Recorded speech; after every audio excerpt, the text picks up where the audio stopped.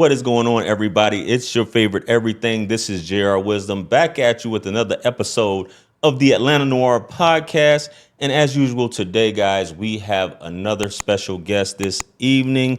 You guys from Atlanta may know her. You may be familiar with her face, her brand. And speaking of the brand, I have the lovely Lomax, the brand here. How you doing this evening, sister? I'm good. How are you? Oh, the greatest day of my life. How was the drive over here? It was cool. I'm not gonna lie. Mm. It's 81 degrees in Atlanta, and we are 3 days away from what? No, being in November. Literally 2 days. Halloween so tomorrow, yeah. It's insane, but it was a nice drive. Glad to hear that. I was checking out the podcast. I know she had a podcast, but the brand goes for, which we're going to get into, Yes. encompasses a lot of things. So before we jump directly into the brand, where are you from, Lomax, originally? A little bit of everywhere. So I was born in Boston. Mm-hmm. 1 year in Oklahoma, elementary in Knightsville Elementary, that is in Somerville, South Carolina. Mm-hmm. I did middle school in Boston, Mm-hmm. did high school in Savannah, Okay.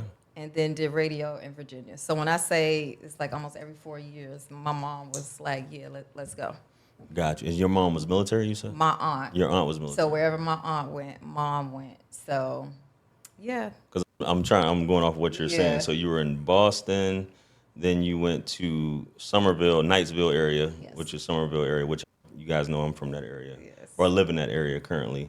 Then you said you went back to you went to Oklahoma, Fort Sill? Fort Sill? I was a baby around that time. Lawton, So, again, that was Air Force So- Base. Yeah. I can't name it, but I know what you're talking Yeah. about.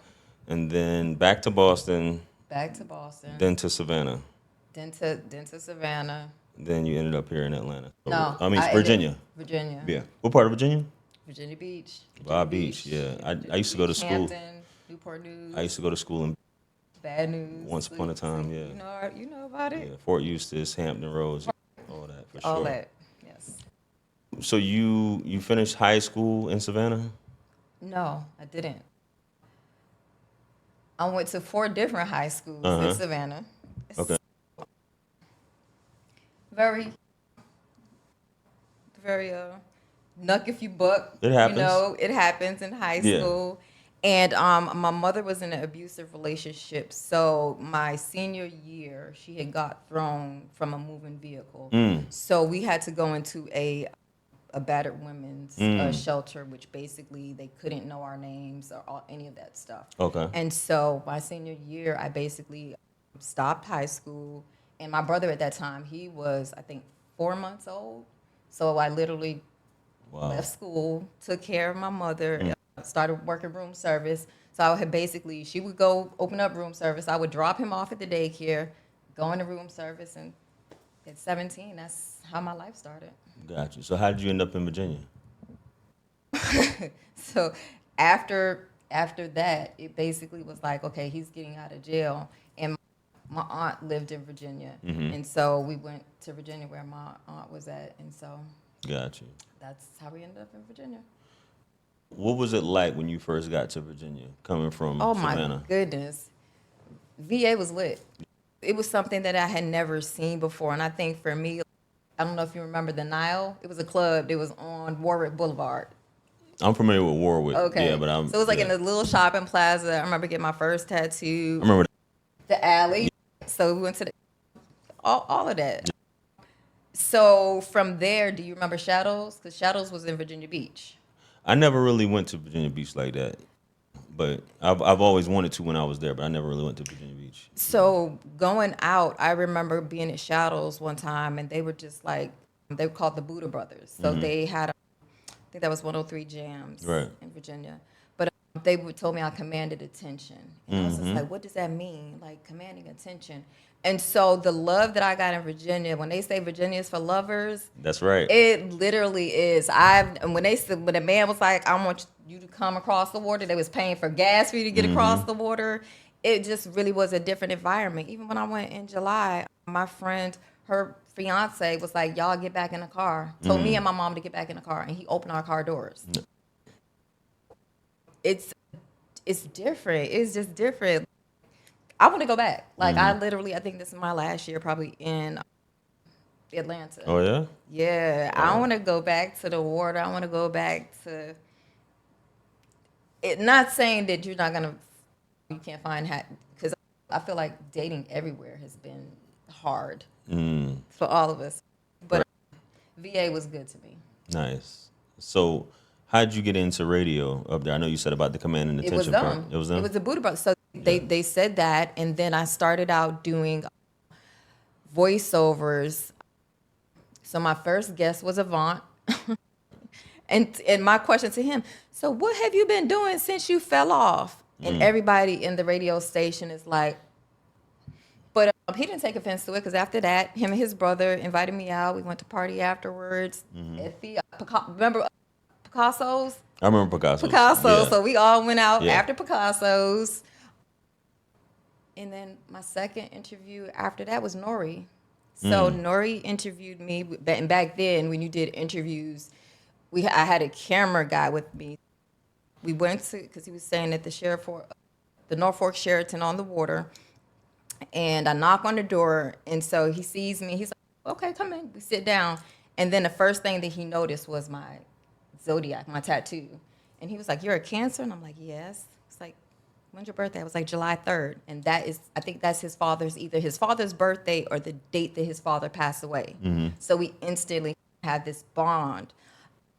And then after the interview was over and I got up to leave, he was like, oh, shit. And he came up with a whole song, Bongos on Your Booty. And then we got invited to go downstairs and eat. And we went downstairs to eat. And I'll never forget it. Because Nori's from New York. Right. You from the city. LaFrac. Yeah. And we're sitting at this long table on the water. And it's cool. Everybody's talking. We chilling. Ain't nobody trying to holler at nobody. It's just, everybody's just having a good time. We all vibing. And all of a sudden, we see like these two mice. They had to be mice. Because man, you should have seen them grown men. Everybody jumping up on tables. We're like screaming and hollering. That literally, I got brought into. This wasn't something that when it comes to the radio, when it comes to anything that I've done, it was like people seen something in me. And they had me come out. I would do shows and do MCs. Yeah. Ronnie Blaze was one of the first MCs that I mimicked. Him and Jack of Spade in Virginia. I don't know if you remember. Do you remember Joe Pro? That was one of my first clients back in, because he was like a Luke version of, in VA, he was like how Luke is in Florida. Yeah. He's the first one that got arrested. And I was his publicist at the time. He was the first person to get arrested for selling his own CDs. And he got arrested at, what was the mall? Military Square Mall. Man. Yeah. So you were MCing, you were doing radio work, you're doing drops and things like that. So you also got into some singing or rapping or? Everything was behind the scenes. The next thing for me was I got Black Planet. Do you remember Black Planet? Sure do. What was your handle? I don't remember. Mine was Luscious169. Yeah, I don't even remember. I probably had a few. So that was my handle on Black Planet, Luscious169.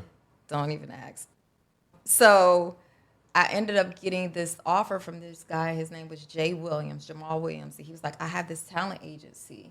And he was like, I'm looking for somebody to help with models. And I work with Rakim, and Ra's my brother, and we're going to need some help with marketing with him. And I was like, say less. I'm like, Rakim, like the God? Like, I'm like, models, you need help? And I was like, again, I was already in that space. And so we would help get extras for SVU, all those shows that we're filming back in New York. And then I got a two-page Source magazine spread. Right. So I ended up going out to meet Ralph Reynolds, and he was the co-owner of RP55, Indigo Red, and Zure. To actually go out and see a black man own a manufacturing company in Virginia Beach, like I'm seeing the jean, the denim get cut. It was so inspiring. And then he came to come and work with T.I. and Jason Jeter with the Coup. And when he seen me down here, he's like, Lomax. And this is 15 years later. Mm-hmm. But yeah. You threw some names out there when you said RP55 and you started talking. I was like, oh, okay, because I haven't Yeah. heard. I remember those Most brands. people don't You said remember. Azure. As Yeah, Azure. It's AZZUR hyphen I E. remember. Yeah. Yeah, I remember that. Yeah. Yeah. Yeah. You threw. Yeah. You. I'm surprised you I'm remember that. 45. Sheesh. Like, yeah, Yeah. this But I'm good. like, you just remembered it like that because I completely forgot about that stuff. Obviously, No. Ti. I remember that. He still makes. Cool. Yeah. So, Cool. yeah. A king of oneself, right, or something like Yes. that. Yeah. So you're doing that. So how do you end up migrating to Atlanta? My father died in 2000, and I didn't know my father. Mm-hmm. So when he passed away, I was like, let me go and try to get to know his side of the family. So I go down to Boston. He passed away in 2000. So I want to say probably 6 months later. So 2001, I'm in Boston. But I'm still working with Jamal. So he's back and forth in New York, and you can come, now you're closer, so if you want to come and work, we're working. So I'll never forget, it was like the VMAs of 2001 or something like that. I got invited to work with Come Down. So I came down, end up at one of Puffy's parties. Mm-hmm. Continue. Yeah. This is good. Yeah.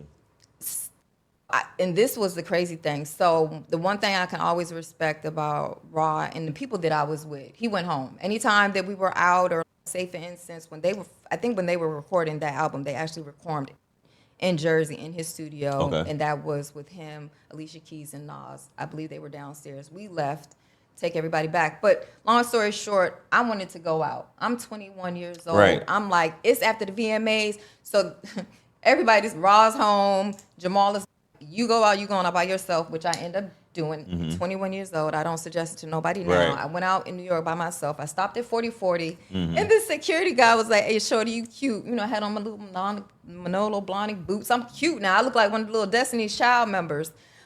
And he was like, "Yeah, but you're not on the list, so you can't go in." So I was like, "Word." Go all the way down the block, and all I see is like police on horses. So I told Jamal, wherever that is, let me off. He was like, "You sure?" I'm like, "Just let me out. Let me out." So I'm standing in this long line, and this dude is, "Yo, who you with?" I'm like, "I'm by myself." He's like, "Nah, shorty, you and me." And he just took my hand, and when I say we walked around the block, and it was like this warehouse. In New York, all the warehouses can be clubs, it can Yeah. be houses, it can be whatever. Yeah. When they opened up the gate, like the doors, Mm-hmm. it was like, it was like Mm-hmm. girls coming from the ceilings and sheets. It was everybody you can name there. I seen Chingy, I see Tay Diggs, I seen, Jermaine Dupri was there. It was so many celebrities there. And I remember partying until 6 o'clock in the morning. Now, Mm-hmm. I got home safe. I had a blast. And then literally a month and a half later, I found out my grandmother had cancer. And as the oldest grandchild, I just packed up everything and drove my little Mazda 626 from Boston to Savannah, took care of her until she passed away. And then it was like, okay, Atlanta or Miami. Mm-hmm. And I was like, Miami at 21. I said, I'm a mixed baby. I was like, I already knew Miami. Nah, I was like, yeah. I was like, I'd be safe for going to Atlanta. And at the time, I was like working part time at the W, so that's when you could get like $50 rooms. Right. Man, so I came to Atlanta, and I never forget it. I was at Visions. Was it Visions at the time? I think I was at Visions, and a very famous celebrity or manager called me. I'll never forget it. I was dancing to "I Like the Way You Move," and I'm on the dance floor. I'm like, I'm on there getting it, and somebody was like, "Somebody wants you to come up to the section," and I was like, "Word?" I was like, "Oh, okay." And me and my homegirl, we went to the section, and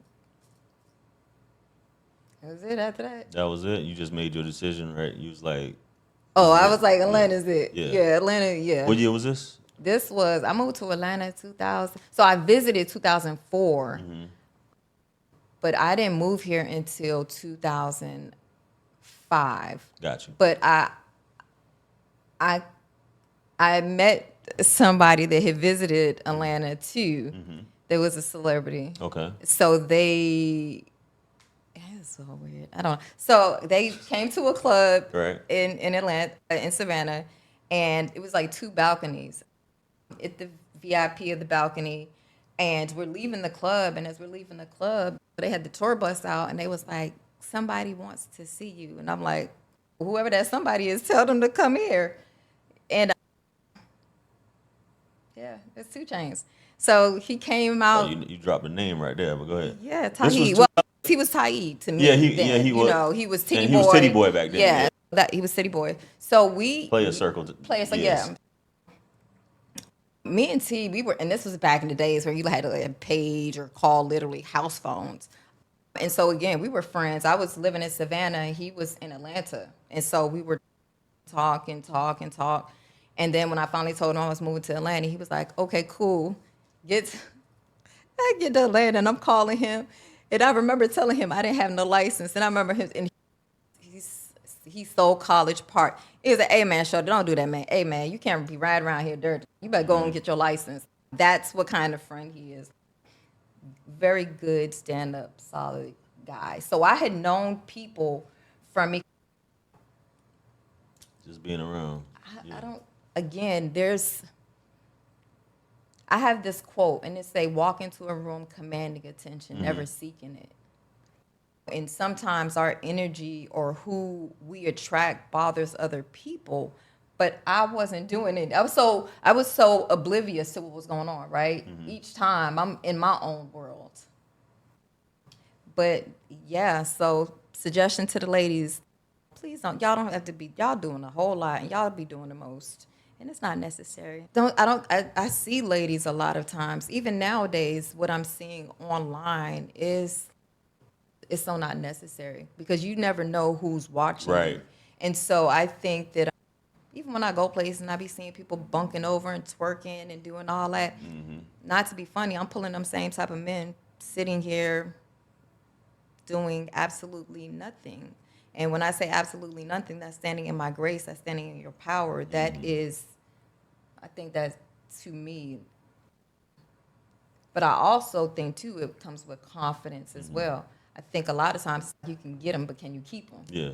So you never had to do none of that. Me? Yeah. Be out there do? I'm just asking. I'm just asking. No. So not to say that you were seeking it. You basically, based off that quote you were saying, you just naturally commanded attention based off of your presence. Right. Okay. Gotcha. You think when the ladies who are doing that, and we do see a lot of that on social media and out and about, you think it's a confidence thing? It goes both ways. Because, again, I'll use this in this example. I was on Twitter, and I seen a young lady take a cucumber,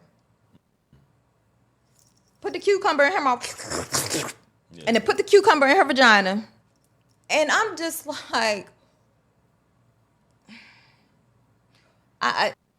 what world are we in where we feel like that is what we do? Now, again, I've been told that I'm too much of a prude because just like the gentleman that was on your podcast before, there's so many women and they're doing the most to get the attention. Right. If somebody like me is playing hard to get, or I'm not doing the most, or I'm not being easy, now I'm being difficult. So it's very, it's yeah, it's like trail mix. You just don't know what you're gonna. You don't know what you're gonna get. And even with me, as much as I was attracting these men, I had low self-esteem. There's sometimes I would look back in pictures and be like, "Oh my God, that's me. I'm so pretty." It was like I was looking at another person because I was always told how ugly I was. So I always wanted to get people by liking me, liking my personality. Liking the person, because I never looked at the face. I never even looked at my body. Like I don't think I was ever walking around naked until I was like close to 30, because I was so self-conscious with my body. Who was telling you that you were ugly? Everybody. I was told I looked like Whoopi Goldberg from Damn Color Purple. But I also knew, too, as a young child, that I would be somebody famous because I used to practice my signature. I always knew I would be somebody because I would practice. I was like, I know I'm gonna be somebody because I'm gonna have to sign these autographs, so I'm gonna have to sign my name on stuff. But as a young child, yeah, I was told my mom is very fair skinned. My mom is absolutely gorgeous, and I remember kids would be like, "That's your mama? She's pretty." It was very. And again, I'm South Carolina. And then my mom didn't know what to do with my hair because I had this weird texture hair. So then she slaps a Jerry curl and that took all my hair out. So now got a Jerry curl with white glasses. So I look like a version of Celie and Sally Jesse Raphael. Yeah, Sally Jesse Raphael. It was just, yeah. So my childhood was very much about looks and being told how much didn't feel pretty. So, yeah. Got you. So coming here, even though you realize that about yourself, that you had the personality, and this is something I'm glad you said that, because you do have women who are told that they're pretty all the time, and they do develop this complex where they never work on anything else. They never work on their personality, and they're not really fun to be around because it's just about them and about you basically being the court jester for them to entertain them, and they're dull as a box of rocks. I've come here and was told I was pretty to be dark skinned. And I was like, I was pretty to be dark skinned. I was once told like that can't be her hair. That's a Hawaiian silky. Like it's like, oh, okay, because I'm dark skinned, or I have curly texture hair when it gets wet, or I just so when I came to Atlanta, it was such a culture shock, especially coming from a mixed race background family, and especially from Boston. Cape Verdeans, Dominicans, Puerto Ricans. You can see somebody that looks just as dark as me and don't speak a lick of English. So it was very much a culture shock. And I was like, what did you just say? And I was like, did you just say my, and I had to go Google what a Hawaiian silky was because I didn't even know what it was. So Wow. it's a complex too because I do also have a lot of friends that are light skinned, and their gripe is I'm more than just an art piece. I'm more than just being pretty, because there are a lot of light skinned women that have a lot more things to offer. So And the once whole it, let me let, and let's colorism say and that whole, too. Light skin is not synonymous with pretty. Let's just clear that up, because right? not all It's light not. skinned women are pretty. But go ahead. Yeah. But and that's true. And again, that's why it's like, why was there emphasis on you're pretty to be dark skinned? Right. Because I think that's such a backhanded compliment. It's to how they do Kelly Rowland and Beyonce. It's like how do you? It's like they two different people with this. Stop with the So who colors. was telling you this? Because I've covered several videos on this topic, and I know Louisiana, a dark skinned person has no problems, from what I've heard, saying that to another dark skinned person. Basically saying that. But I've said that I've never heard it personally, a man say that about a dark skinned woman. You're pretty to be dark skinned, or a white man for that matter, because you normally hear them say a white man says you're pretty to be a black woman, or you're pretty. Never heard of a A white man. Caucasian, a white, a Puerto Rican, it has only been my black men. Only been my black men. That's so weird. Only I'm been not my saying black you're men? lying. I'm just like that's Only. just weird that they gonna say you're pretty to be a Only. dark skinned woman. Beauty is beauty. Beauty is a series of imperfections Right. in your eyes that someone happens to have. But then you have somebody who is, I don't think anybody can really deny that they're an attractive person based upon their features, other than the media telling you. But people that I think are attractive, I have dudes in the comments saying that person's not attractive. But I don't I ain't care gonna because get you and your friends talk about Leslie and the whole comparison oh, to the pretty. making model. Yes, because Yeah. again, come on, Jr. I've literally been in my car and people will say, "Oh, you're so pretty," and then I'm driving by and I see somebody that may be what people would say unattractive in the face, maybe a little thicker in the waist. They at the bus stop, but she with her man, and I'm sitting in the car like, This nice car. Mm-hmm. People say I look good. So again, I always go back to looks ain't look. I feel like I got it together, but I'm still single. So I think it definitely is about timing, and it's not about looks. Let's Clearly, it's just let's get into that because I've had a few women on here, and all these women I would say are attractive, including yourself, right? you. Why is that? Is this? And I ask this question: is this a man's playground? Is that why? Or This, what do you think? What do you think it is? this. So first of all, I'll say this: people have to do things with the right intentions. Okay. If you don't have the right intentions and you just want to be out here, then you're gonna be out here. Atlanta has changed a lot. Mm-hmm. And again, I'm not even from here. So we have more and more and more implants. And when I say implants, we have more people that don't live here. Right. So it's a lot. The only thing that I could tell people to do is first start dating yourself. That's what I would say. 100. Like I have in this time that I've been single, so I've been single since 2018. Okay. And so I've really had to first find out why am I a people pleaser? Why am I fixing these trauma bonded men? Mm. Because I want to be the fixer. I want to feel needed. I don't have any children. I've never been married. And so I'm single. So now I feel like there are people that really can they can really latch on to that energy if this person wants to be needed or she's a nurturer. So they'll take on to that. Atlanta will suck you dry. Like you have to be very careful of people that are too flashy, people that boast a lot. I'll never forget, I came here in the lobby at 12 back in the days. That's where it used to pop.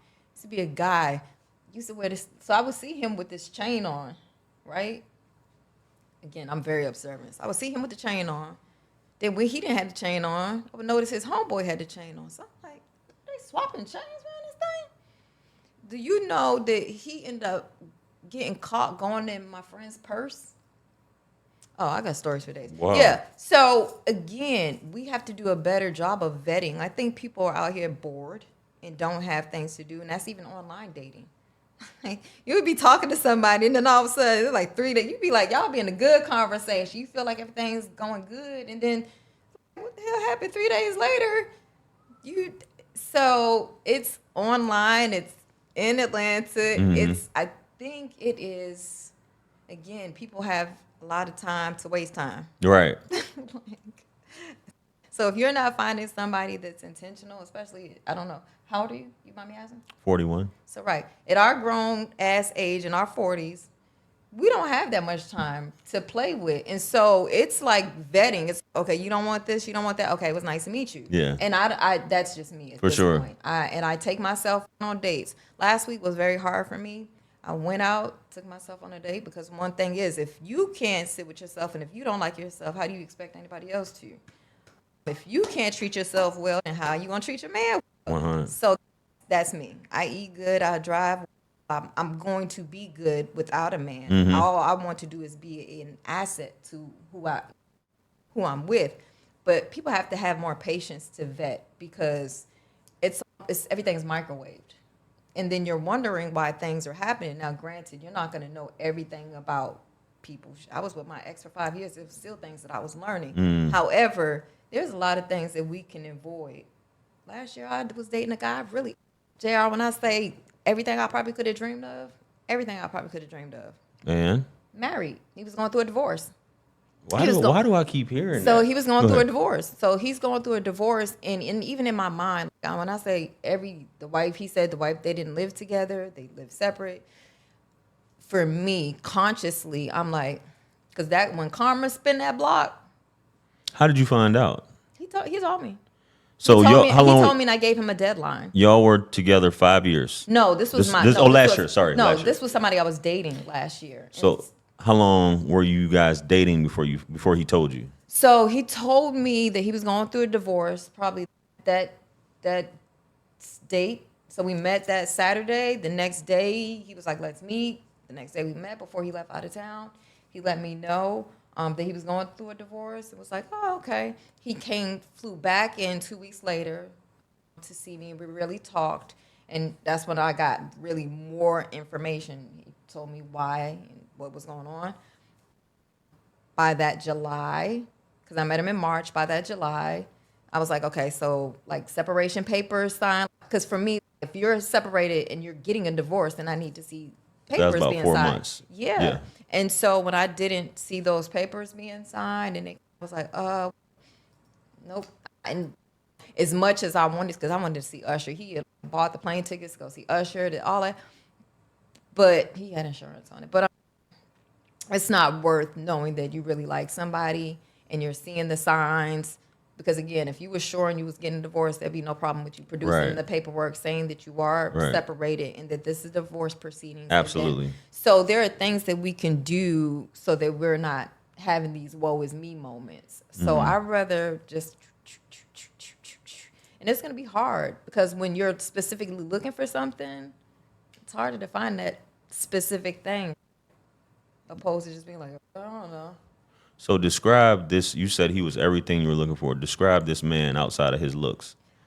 A man that knows exactly that I'm what he wants and actually went after that. Like, again, I met him on that Saturday. That night, he texted me. The next day, he was calling me to set up meeting me for lunch. The next day, he got delayed at the airport. It was like, I'm at the airport. You got time? You want to come up here and see me? Okay. That didn't turn you off? What? I heard people say that. No, because I need you to know that if you're not showing me that you like me, then how do I know? We're too old to play this game of, and again, I agree. I'm not going to talk to somebody that I don't like, that I wouldn't want to call me.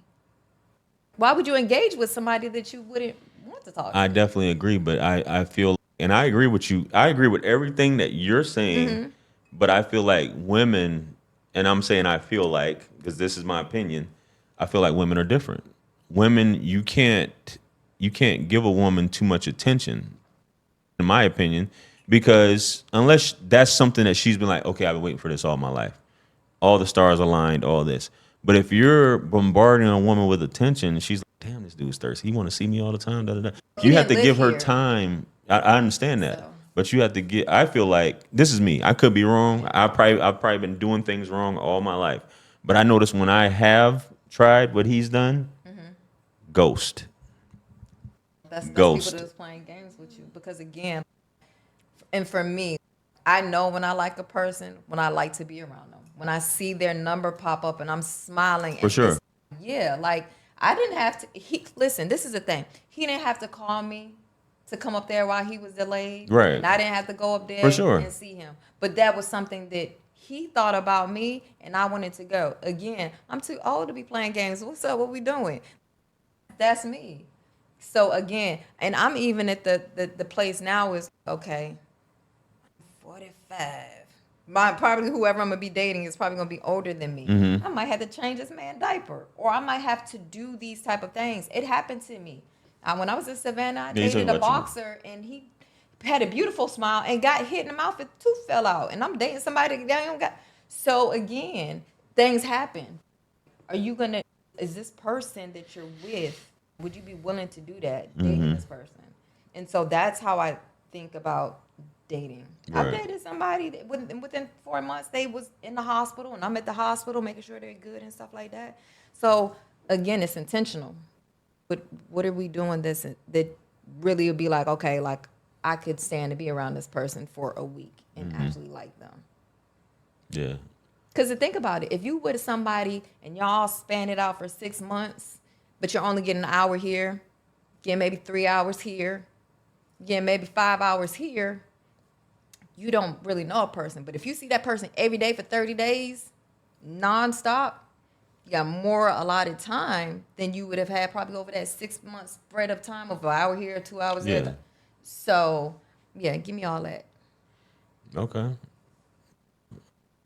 I think that's a perfect situation right there. You know And what I I'm mean? not trying to smother nobody, but I do want to know whether I can tolerate being around you Right. without being out on the scene, whether we can just be in the house, be quiet.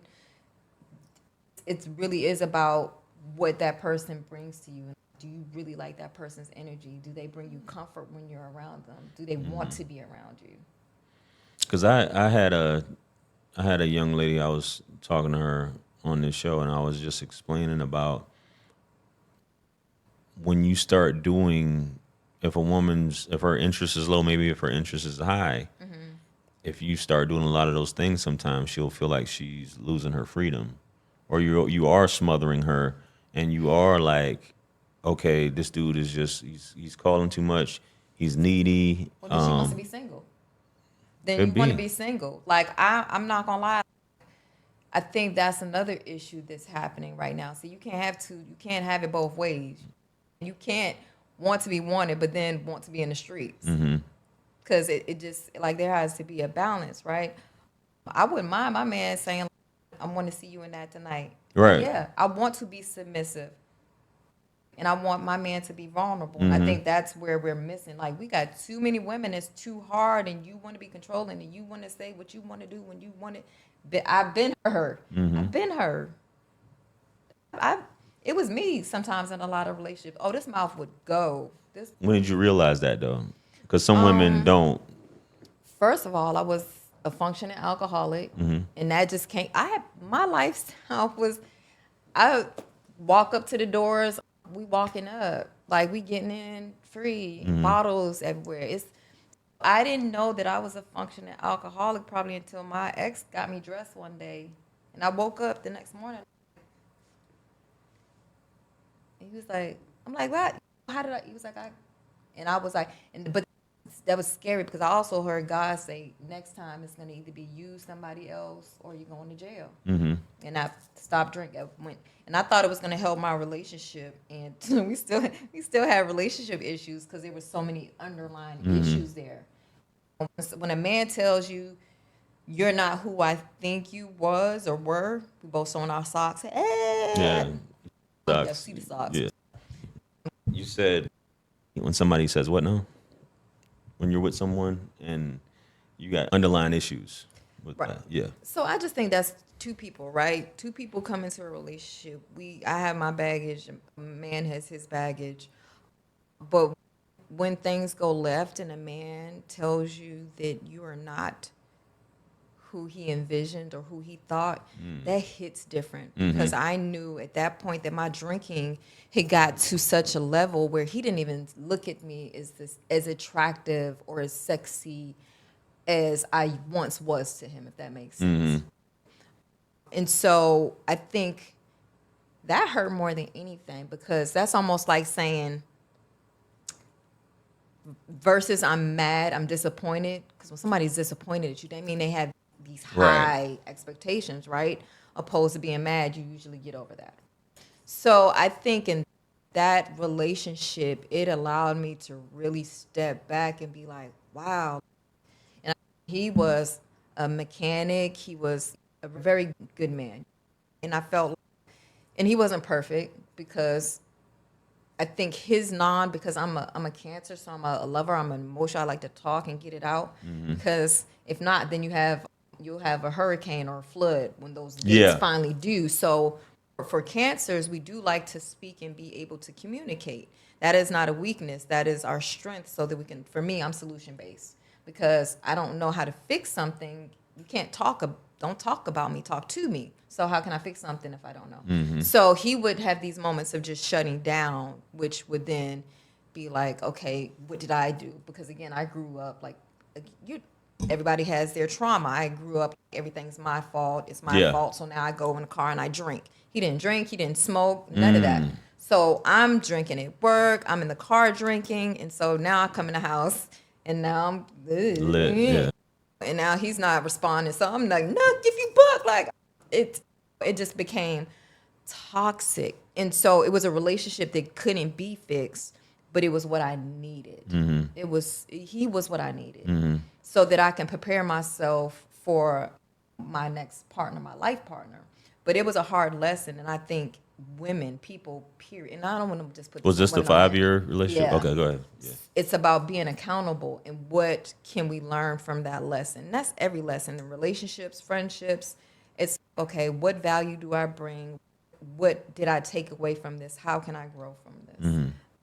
I knew exactly now what kind of partner I need. I need Right. somebody that is now. Although I loved everything about learning the stock market and all that, but I don't need a introvert. I need somebody that's like me, that's an extrovert and likes to go out. And so there's a lot of things that I learned in that relationship, and I didn't even know I was an alcoholic at that moment. Again, going to therapy. He didn't want to go to therapy with me, so I went to therapy, and then I quit drinking, but the issues were still there.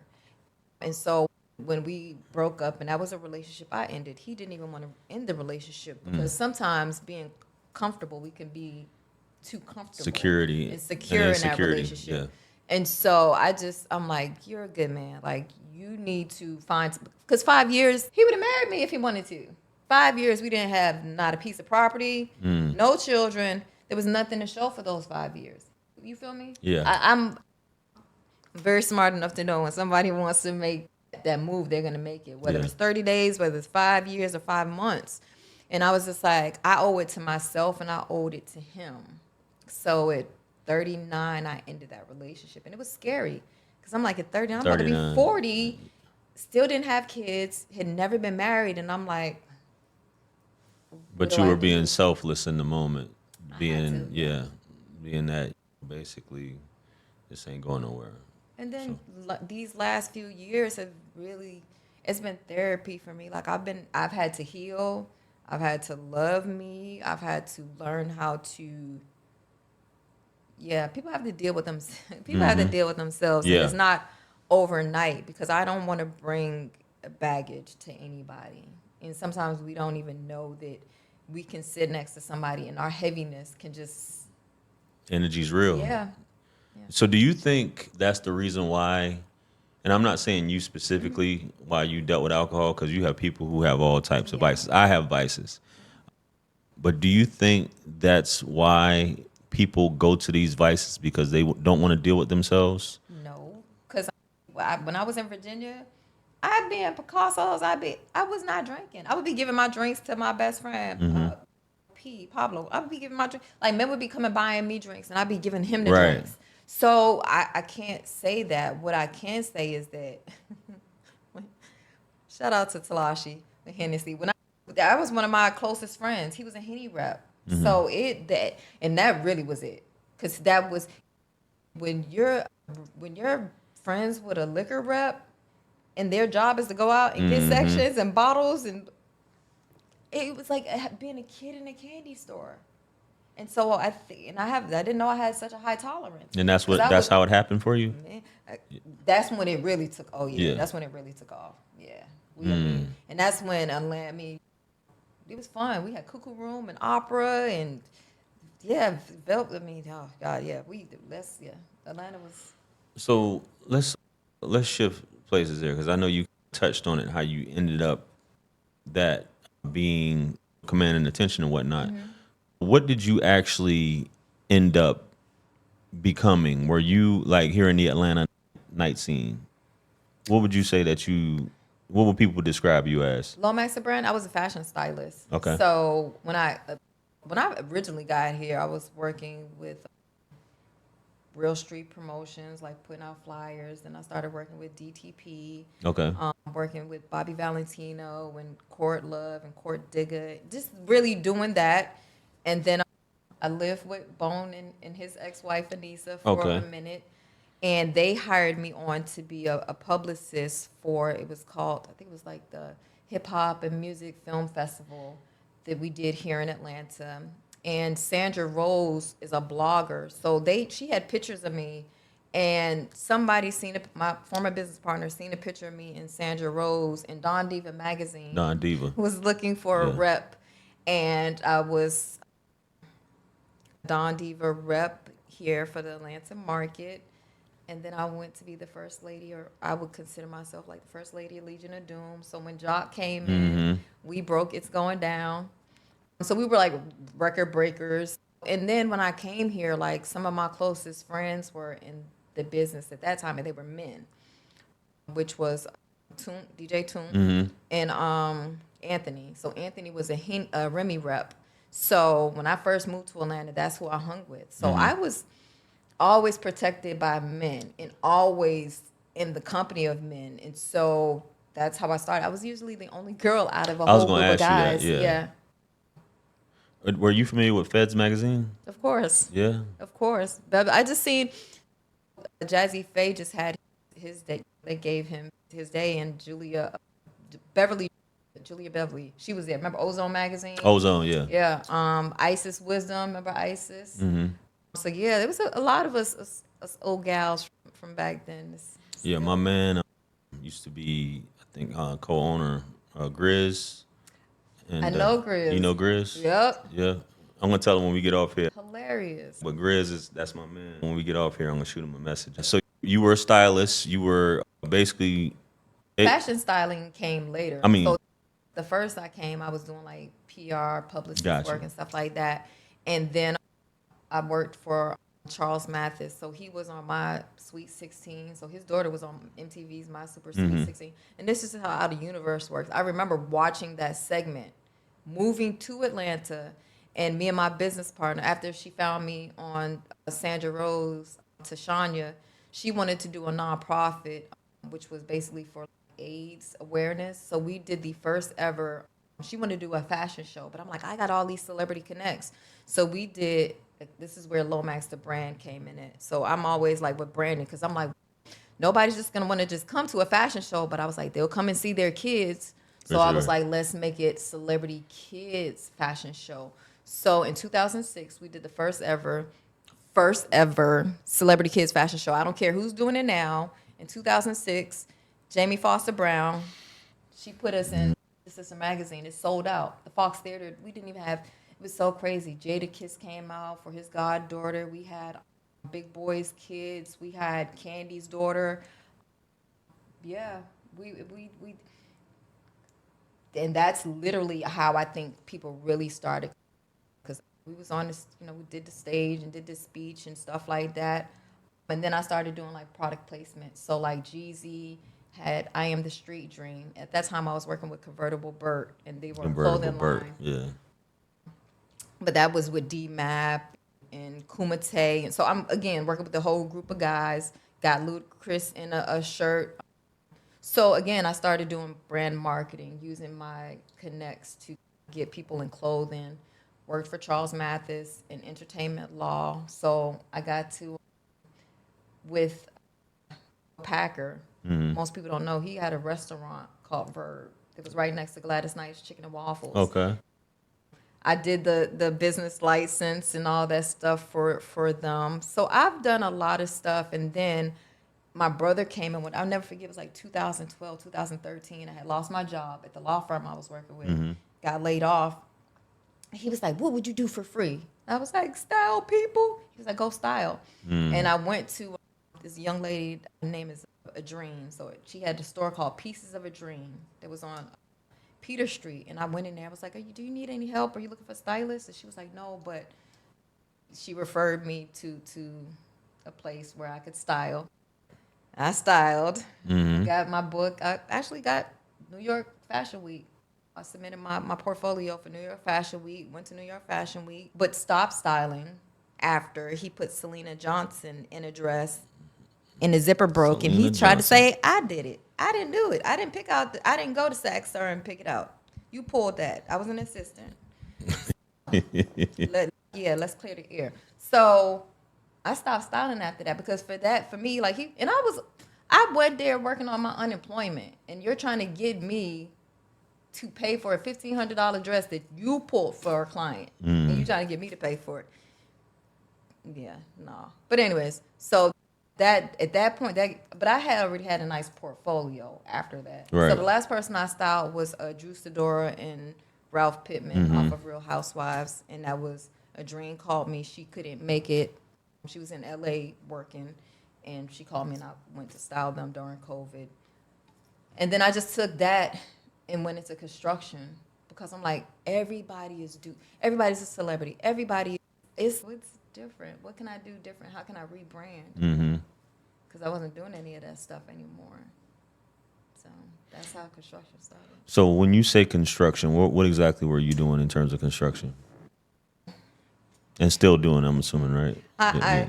It's challenging, Jay. Right. I'm not even gonna lie to you. So my grandfather grew up in it. So when I would come from South Carolina, I would fly to Boston on the summer. So my grandfather would always show me all the buildings that he's fixed and painted and did. And I was like, this is so cool. We even had, he took me to our Indian reservation. We still had a whole reservation, like it full Indians, teepees. It's just, the history was crazy. But long story short, seeing the pandemic, when I got the PPP money and I'm driving through Old Fourth Ward, and I'm like, okay, my mom is over here, my brother's over here. They've demolished the buildings. My mom and brother have to live with me. All the construction people don't look like us of this neighborhood, though. There you go. So I'm like, and and I'm just like, I've worked for a lot of companies, and I know the Georgia law, and I know that you have to hire so many minorities. So the next time that I came around there, I looked again, and I didn't see any men of color. So I got out my car, and I said, can I speak to the superintendent? Who's over this site? Somebody comes, and they're like, I'm the person. I'm like, I just have a question, because I was like, I have a brother that's of age that could be doing something very conducive with his time. Are y'all hiring? Do you have any positions? Because this is an area that now is being gentrified, and you don't have, I'm looking around, and I don't, no black men were working on that site. Not an engineer, not an architect, not a manager, not, and I'm just like, That's how it is how in is South this Carolina. possible? Yep. And I remember questioning him, and then I remember maybe a month later coming back, and I seen 2 black people working on that, and I was like, oh, Progress. just even, and guess what they were doing? Digging. Stopping traffic. Oh. They were the flag people that stopped the traffic, and I just was like, even though I was proud, I was annoyed, because I was like, that's what you gave them to do, that. And so when I found out as a black woman to own a construction business that there are set asides, and if I can get my certifications,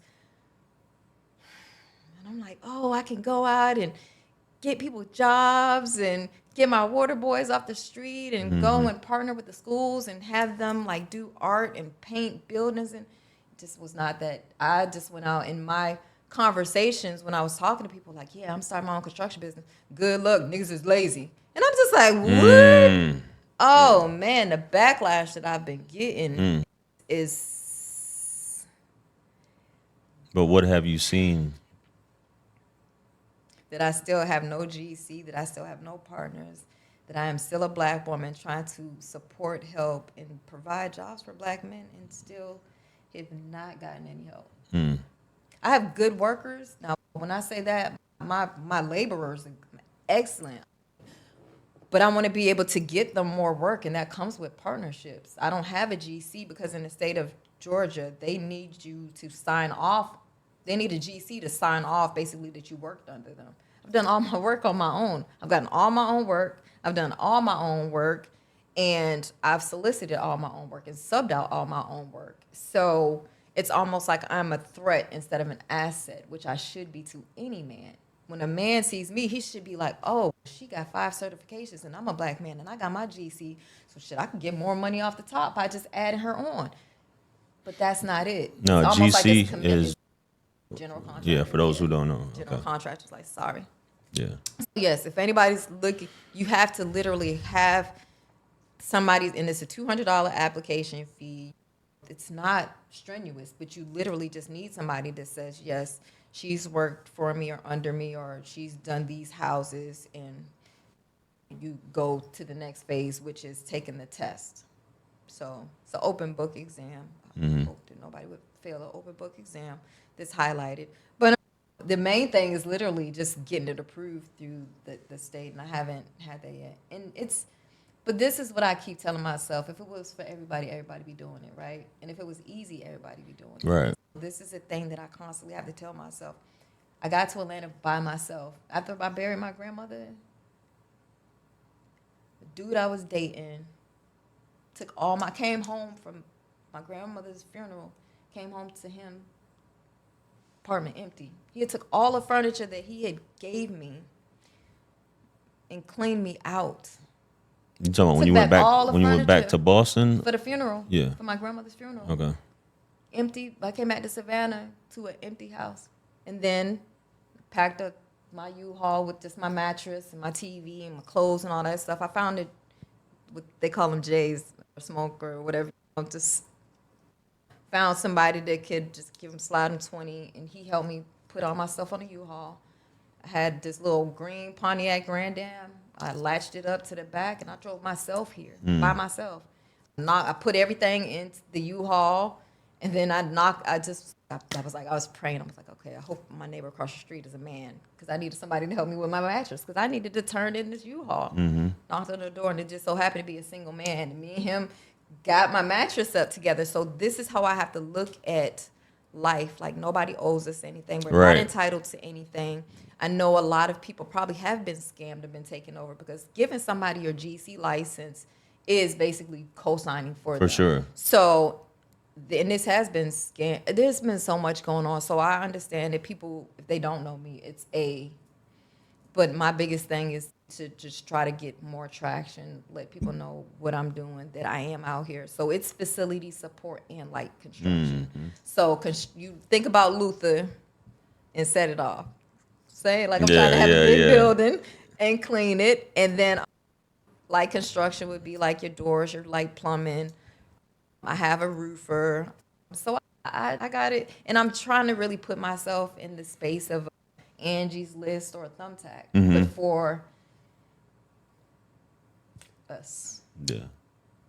So that we're not ostracized in this space that we were forced to build. Yeah. Yeah. What I'm saying. So that is strange though, when you think about it, how history plays out and who originated the building and the architecture and the development, and now who's doing it now, which is very wild to see how history plays out. But hopefully it all works out. I see a lot of perseverance based off what you're saying, and you're still living. here.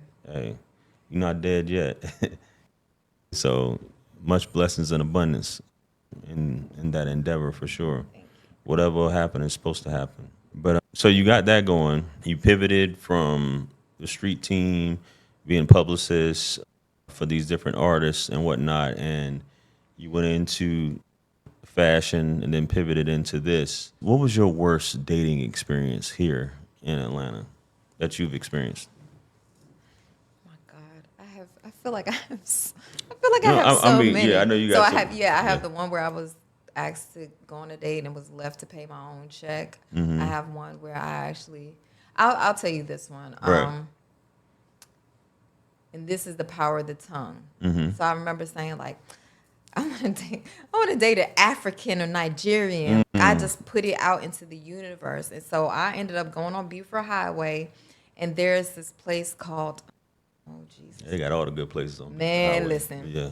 And I'm new here. I just noticed that. It's definitely a little African spot where you can meet some African means and Nigerian means. And listen, I'm a sucker for dimples and an accent. And I know no sooner than I said that, probably about 3 weeks later, I go in. I meet, I think he was an engineer from London. Okay. African. Tall. When I said, God must have been in my book, like watching me, because I write. I definitely manifest. I'm a writer. So I was just like, wow, okay. He was like, let's go out. Next time we talk, he told me that he had a young child, which to me should have been like one of my indicators. Because when you say somebody has a child like 2 or under, boy, let me tell you. Still. Yeah. Definitely. So I was like, He assured me, oh, nothing's going on. Da, da, da, da. Okay. So we meet at this restaurant. And again, I'm not that girl. You don't have to be no 5-star restaurant. But I noticed that it was like nobody was. It was like desolate. So it was like in this little corner in the shopping plaza. Of course, it was like a African restaurant, traditional African like restaurant. And so I was like, okay, it's early. Maybe people will come in. I didn't know. this man got, and I'm telling you, everything was going good, but we hadn't even gotten good into a good. I don't even think we ordered our food yet. He gets a text. All of a sudden, he gets a text. So you see, and for me, like I'm watching, so I'm like, okay. I see he gets up, he leaves, goes to the bathroom. He comes back. He's, I gotta leave. Oh, if you leaving, I'm leaving. Then he was trying to get me. He was like, I'll cash app you. I'll send you the money to pay for the check. I'm like, oh no, we not doing that. You're gonna pay for the check, and then when you leave, I'm leaving, right? Because you're not about to send me any money. Because what if your money don't go through and you like leave? No, I'm not able to be sick. No. So like when you move, I move, just like that. Wherever he was going, Right. we're not leaving until we leave together. So he paid the check. As he's walking out, I'm walking out. JR, the girl come from around the corner. She was like, oh, this where you was at? This what you was doing? Give me my motherfucking car keys. You could take them. And I'm like, I'm not gonna lie, I got in my car so quick. And like I'm licensed to carry. Like and again, Georgia's an open carry. I found that out the other night. Yeah, but yeah. Yeah. I'm instantly like, what the hell? So I get in the car and I pull out my gun, but I just sit it in the console or whatever. And before I even drove off, I'm deleting his number and blocking him. Like before, I'm like, you can't even call me to explain this because I don't want no parts. So she's trying to knock on my door to tell him. But sis, you got 2 cars now? I ain't about to. Right. What you gonna do is you probably gonna get in your car and he's gonna get in his car because apparently maybe they had to have a tracker on it. Because I'm like, how did she find out? How did she find out where he was at? Yeah. But stuff like that is scary in the instance that you don't know how somebody is gonna respond to that type of situation. Like she could have really been on some. Yeah. And then I'm blindsided because I don't know what's going on besides having to defend myself. You feel me? I think that was crazy because that was so expected. When I seen that girl come from behind the corner, I'm not gonna lie to you because I don't even have time to look at somebody's phone. Yeah. Not alone track somebody. Like I don't. When if anything ever gets to that point that I feel like I have that much anxiety that somebody is making me have to want to check behind them, that's my cue. Yeah, I definitely agree. I'm not. I got so many passcodes. I got 4 different emails that I got to keep. I'm not trying to keep up with nobody's. And again, can I just say this as a PSA? Sure. When you're going through people's private phone, you're also going through their friends' information, their mama's information, their sisters. That shit ain't cool. Cause that's like me telling my friend something, and now his girl done went through his phone. Now she's seeing all my personal information that I've just gave to him, or my homegirl, and her husband going through. Now my personal information that I done share with somebody is now, y'all don't do that. Like that's so uncouth. I agree. Because if you're looking for it, you're gonna find it. It always happens. I just think too, if it's meant for you to know, you're still gonna find it. Yeah. There's a lot. I'm with a whole lot of people right now, and it didn't take nothing for time to reveal everything that I needed. Like when you sit back, and that's the thing too, though. I think some people don't want to. They don't want to see it. They don't want to let it go. They don't want to. I don't wanna know. Would you care to share what happened? I mean, we ain't saying no names, but would you care to share what happened with that situation? Because whatever it was, it sounded like it was something crazy. Sheesh. Goodness. Okay. First of all, I met Stevie J off of via Facebook. It was via Facebook. Okay. Back in the days. And I'll never forget, he had me come and meet him at a studio. But it was This is a in house New York. studio. No, it's here in Atlanta. Is it in Atlanta? Okay. Yeah, So, anyways, go to the studio. He comes, greets me, super cool. He pulls. I don't know why he did this. I don't know. But he ends up like pulling out a guitar and starts like playing the guitar and serenading me and all this stuff. And then he's Gets a phone call. He's like, "All right, I'll be back in 1 minute."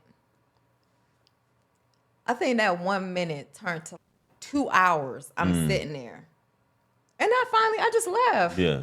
Cause I'm like, does this dude, like, you really got me? You just left me. Yeah. He just left me at the studio. Yeah. But I guess that was a good thing, right? Yeah. Yeah, that's definitely a random thing. You just forget somebody and just don't show up. I don't know.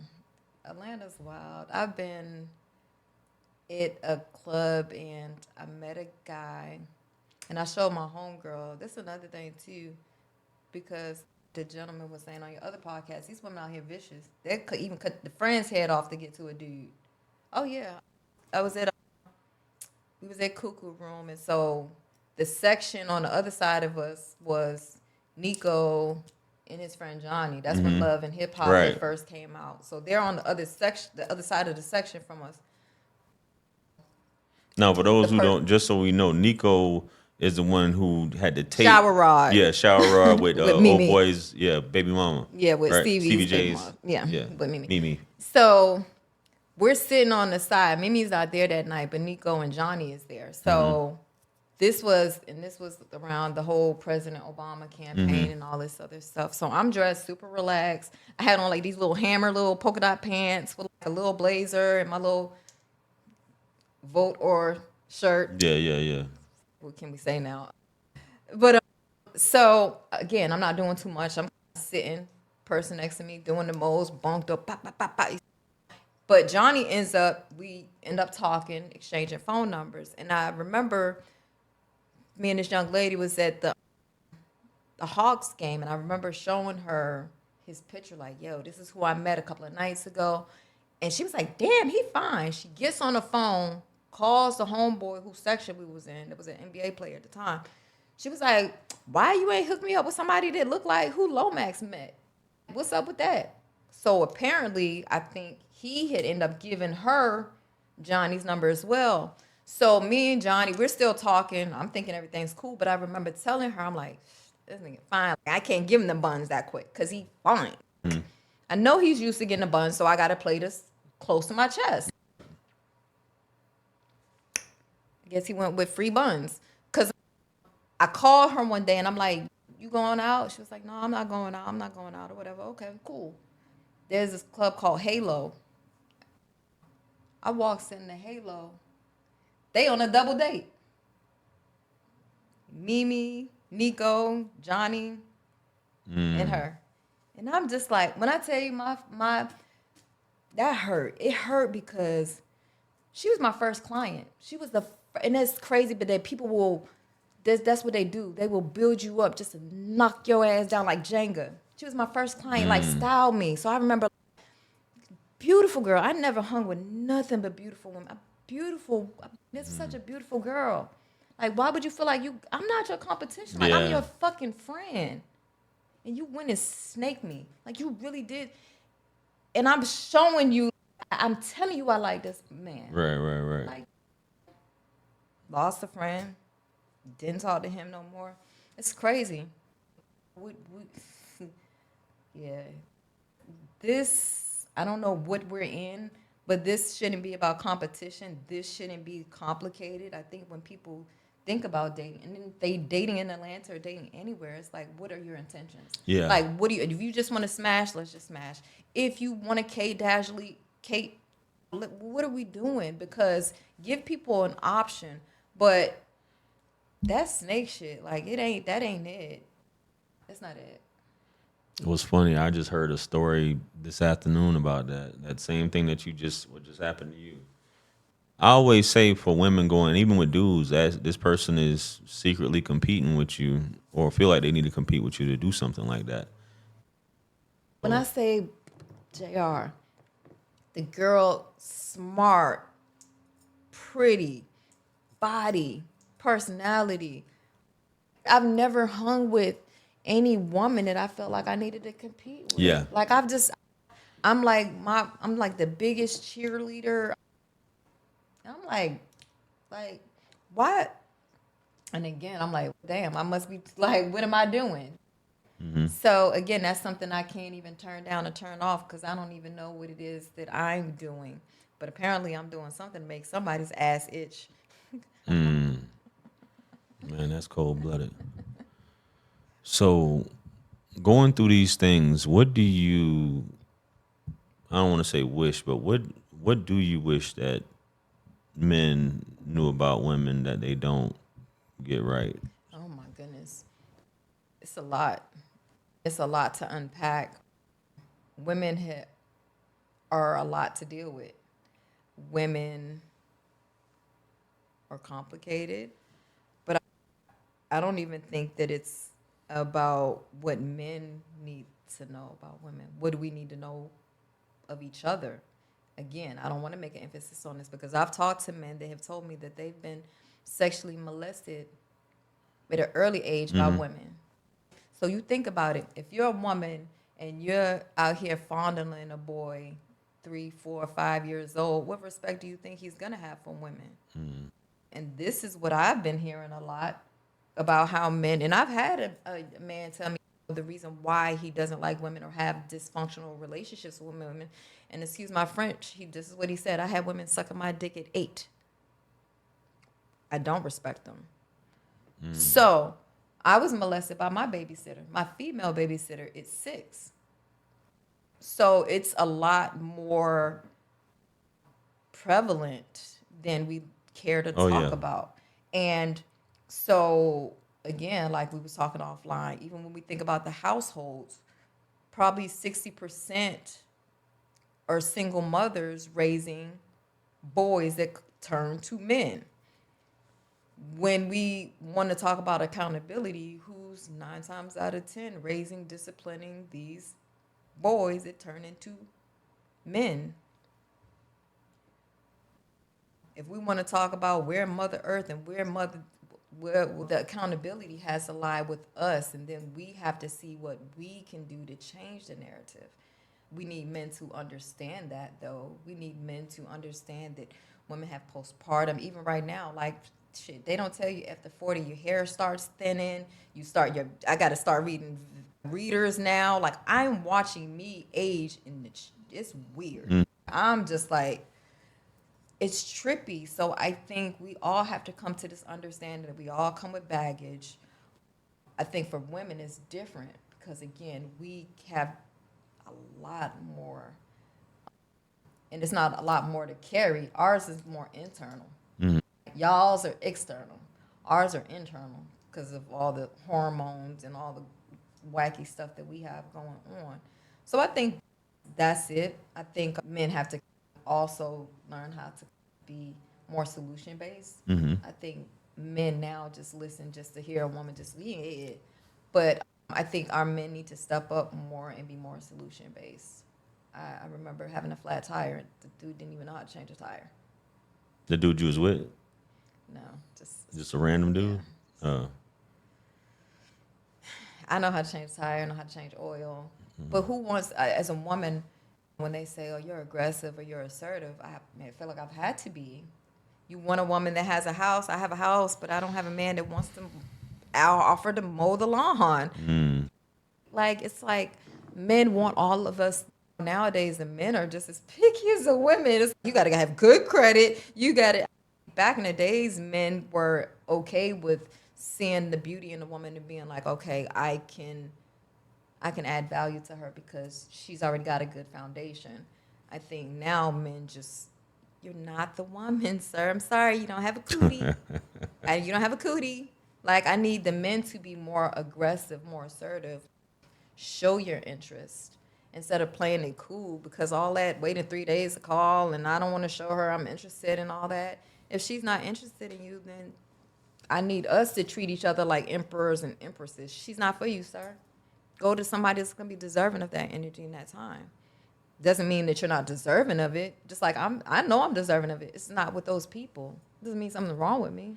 Let me get this just to reemphasize so I got clarification on this and for the men and the women who are watching.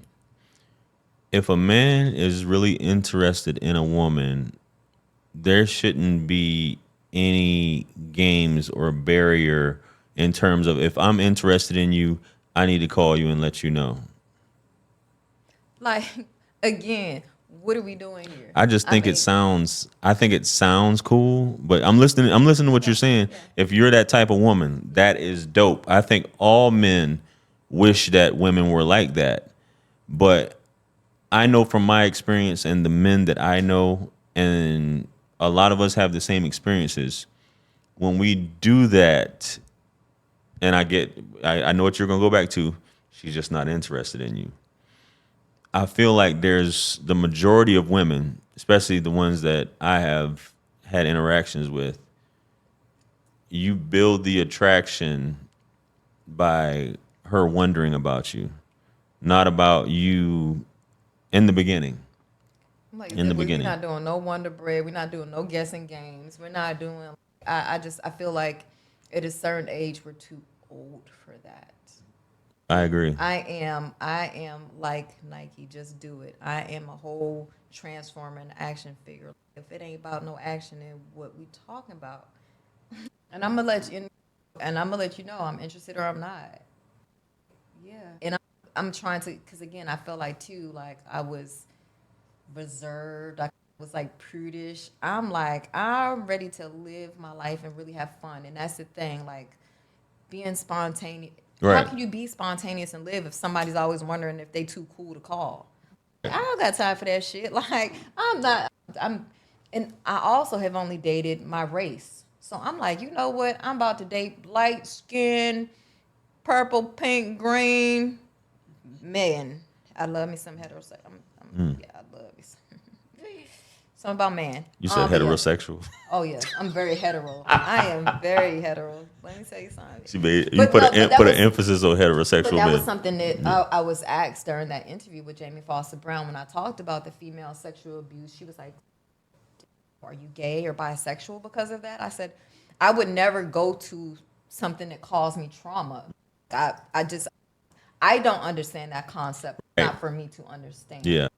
I knew at a very early age that I liked men. Yeah. Like I was a girl when they was playing hide and go get it. Like my feet was like dangling up under the couch. Here I am. So yeah. But again, I am very aware that I knew what I liked as a little girl. So I'm quite sure everybody else is. But that's another slippery slope because if somebody is being touched in a way and then all of a sudden they like it. Yeah. Now they're embarrassed because something happened to them and now they like it. How do they? Yeah, and like you said, it's something that I can't understand either. But obviously, a lot of people have gone down that route, and that's how they did. Deal I with that know trauma. Umar Johnson, and I know a lot of people don't like him, but he talks a lot about that. The patients that he's interviewed, I think he said like 95% of them have been the ones who are gay now have been molested, and I know it does happen in the family, and people try to keep it quiet Oh and my stuff like gosh. that. But yeah, that's a different thing in itself. But back to that we were talking about, and that's why I started my channel is based off of understanding relationships or just relationships and dealing with the opposite sex and knowing, I wouldn't say seduction, but what works in terms of attraction. But You that's know what I it. mean? It's the art of seduction. Yeah. So the art of seduction is, I'm gonna just give you this. It was the first time I heard it. You got a sexy stance. Mm-hmm. The art of seduction is What you don't do. thank you.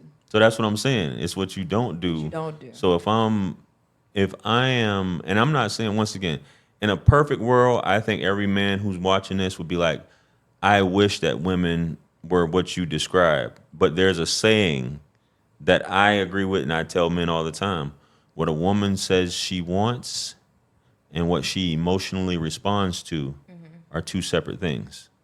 You can sit, and I'm not saying you're lying. You can sit here, and I can have any woman sit down here and ask her, what is it that you want from a man? What would you like him to do? She'll say this and this, but that's not the type of guy she dates. That's not the type of guy she's attracted to. And that's the dilemma that men run into because they want to listen to what a woman has to say. And when they do that shit, she's like, this guy's a fucking creep. He's all over me. He's too thirsty. it's just too much. As opposed to the guy who's aloof, who doesn't call her all the time, who basically she's talking to her girls about, because I've seen it. I've seen women when I'm with another woman, she's like, yeah, he ain't calling me. I don't know what he doing, da, da, da. And she's wondering about this dude as opposed to this dude who she's, okay, he texts me, whatever, da, da, da. That's not who I really want at the end of the day. It's the other guy. It's the same thing with if a woman goes out and every dude is getting at her, and every dude she's probably expecting to call her the next day, but you're the one dude that doesn't call her the next day. It's always like that. You know. It's always like that. It's always like that. So what I'm saying is, I don't date multiple people, and I think that's probably my downfall. And I don't know whether other women, and again, I can't speak for everybody. I date one at a time. And but you don't get approached right one at a time. I haven't even been out. That's the thing too. We were just downstairs. Oh, okay. How many people? Yeah. How many people approached you downstairs? They were just looking and staring and looking. But that's how women have, and I'm not saying they're necessarily good dudes. Yeah. Women have options, not necessarily good options. You really don't have to do much to get sex at all. No. You could just point at a man and say, let's go, and he's going to go. But men actually have to do things. So women, by default, she doesn't really have a scarcity mindset because she has so many men. What? That's the thing. Like I'm just like, what? I mean, it's to the point now where I'm just like, is that all we're about now? Is sex? Everything is just so sex driven. And I don't know if they say saposexual or saposexual, yeah. But I'm stimulated by conversations. Mm-hmm. I've dated people they've said were not even attractive, but they were attractive to me because after I walked off of that date or after conversating with them, they had me Googling. I learned things from them. Right. So for me, that's what I'm interested. That's what gets my little flutters going. Right. Not the jewelry, not the money, not the car. I've been there, done that, seen it. Right. Can I walk away with something but people they not, and like you said, everything is sex. And you can get sex from anywhere, anybody. I done had a lot of little young dudes try to talk to me that had some money. I'm like, I could have birthed you. Then what? Yeah. I could have birthed you. Now, if I was on that type of time, if I was on that type of time, but again, I believe in karma. I ain't trying to be on Snap. First 48, I don't play with people's sons. Right. You just can't play with people because give me some average. I don't want this to have nobody going crazy wanting to kill me. Let me be. Because again, I love my life. And I love everybody else's that I would be associated with. So I wouldn't want to be in a situation where it's ever that. You have to be, and don't string people along. Don't For sure. Pay people money. I've never even been on a trip with a man. I've never been. What? No. Why not? I've only been in 3 relationships. And I would consider my last relationship, which ended in 2018. People have their highs and their lows. Mm-hmm. Financially at that time, we did go places, but financially at that time, it wasn't something that, yeah. And again, And I'm not going to just go if people ask me to, I'm not about to just go on a trip with somebody that's not my man. Gotcha. I got things that I want to say for my husband, and I got things that I want to do for my boyfriend. But yeah, there's still stuff that I'm saving for my husband. That I would not do with a boyfriend. Mm. But that's just me. Understood. Boyfriend get boyfriend things, husband get husband things. Some people say they want their wife to already be turned out and know how to do all this. Some people would respect the fact that I have a wife and I've only been able to do this. She's only done this with me. I'm her first. And that's what I want to save some things for that special person. I feel like it's deserving of that. If you for everybody, then, and everybody's had that experience, then how special are you? It's just. So all that flued out stuff is out of the question. I've gotten flown. I mean, don't get me wrong. I've gotten flown out with somebody I was dating. Mm-hmm. But when you talk about just meeting a guy, and he's like, let's go on a trip and all that. No, like what's entailed in this trip and all. No, yeah, no. I'm asking questions. I'm not just going on a free vacation just because somebody got some money and I want to go on vacation. No. And I see a lot of people doing that, and or taking people's money. You wonder why somebody done bopped you upside your head. Oh, I had that happen to me before. African guy, he bought a car for me. It was a Mercury Cougar. This is when I was working for Ken Nugent. He bought me a car at the car auction, and when I didn't give him, he reported that I stole his credit card. When you didn't give him what? Some pum pum. So he bought you a car before you even did anything? Yeah. And then he bought the car thinking that I was like, what? And I'm like, first of all, I don't have no value on it. But it ain't no damn Mercury Cougar car. Yeah.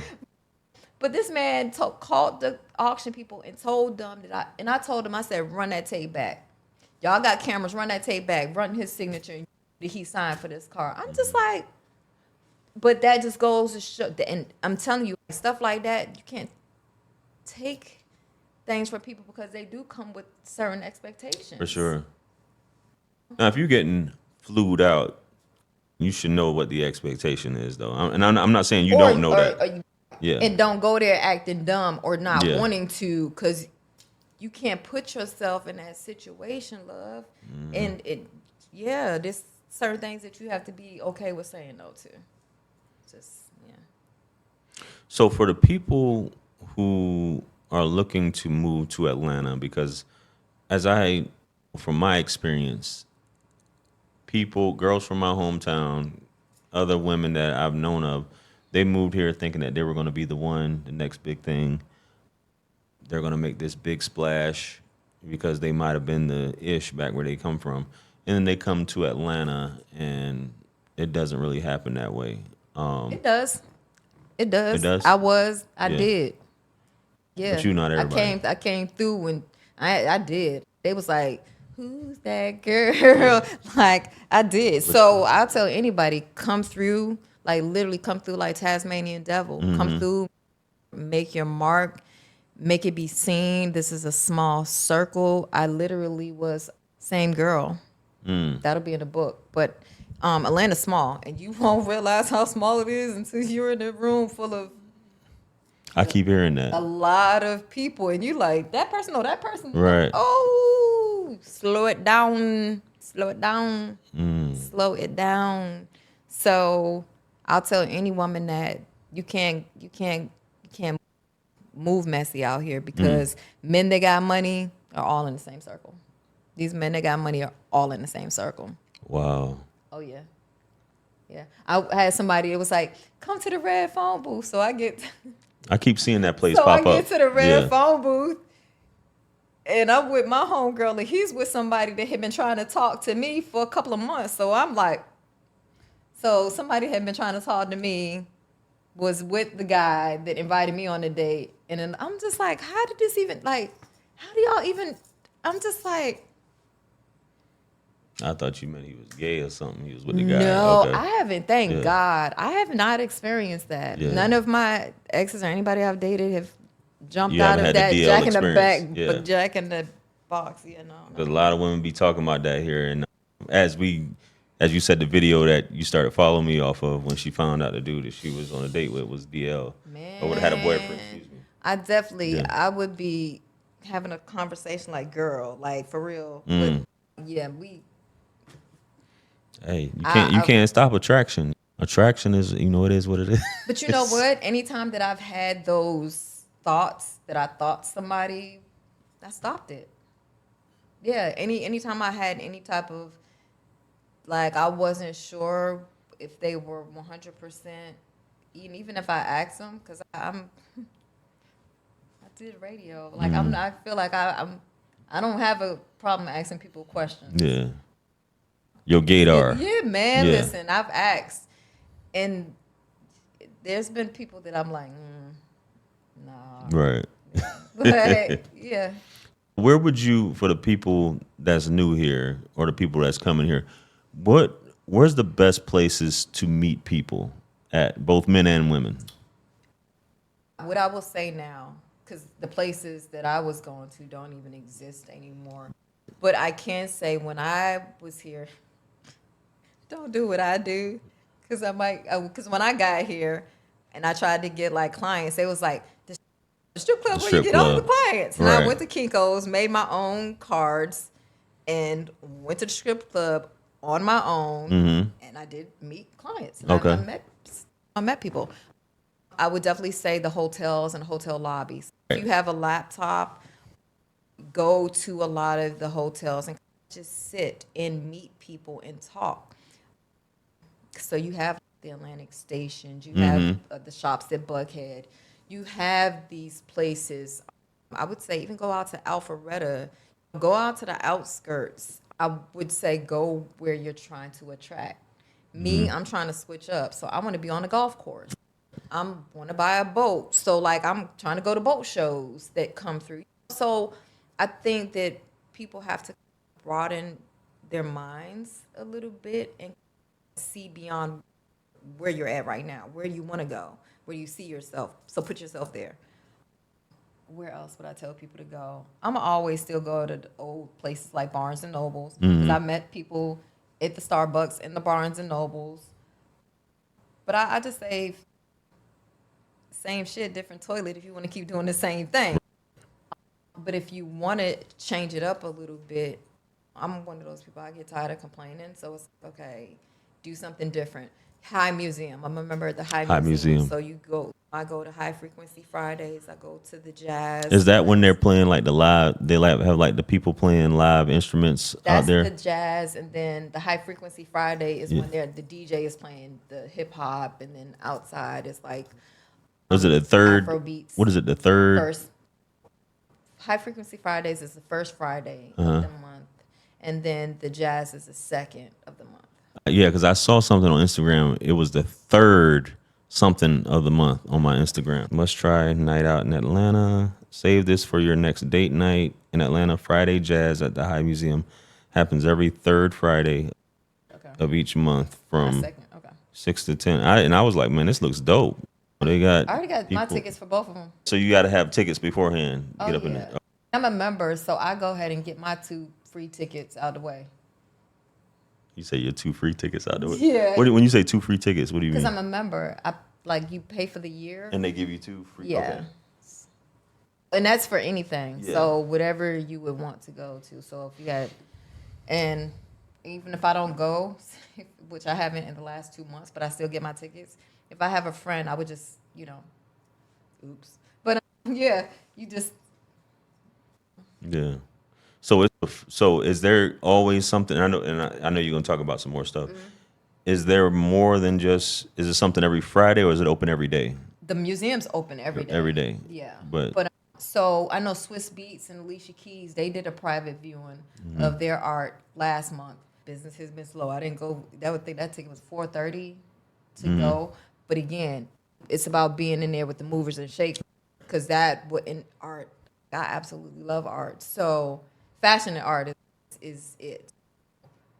They have private screenings and exclusive exhibits. Last year, they had Michelle Obama. So I went to that. So they have different unveilings of different stuff and stuff to do for Halloween. I think they have something for Halloween tomorrow.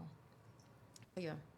Stuff like that. Oh, another place that be popping, the Starling Hotel over there at Copley. So on Fridays and Saturdays, the rooms are absolutely beautiful, but on Fridays, that lobby be popping. the Starling. Starling Hotel. Okay. Yeah. Got you. So I would tell anybody that come here to definitely go to. They got Prime, so they got the Prime Cigar Lounge and then Prime on Peachtree, Lowe's Hotel lobby. So I would say places like that, because again, I'm thinking about I need to get them fresh off the boat. Have been here a year or less. Like, you gotta pluck them before they get tainted, because baby, it's like bag of apples. One could spoil. I'm being funny. I'm being good. no. Atlanta, listen, I've worked with the best. I know the best. I've loved the best. Atlanta's treated me good. I've had a good time here. Awesome. Absolutely. Anything you wanted to add before we get out of here, Miss Lomax? Be safe, wrap it up. People out here just doing the most. And yeah, I think people need to be safe. And it's all areas of being safe because people don't even understand energy is more fluid than anything.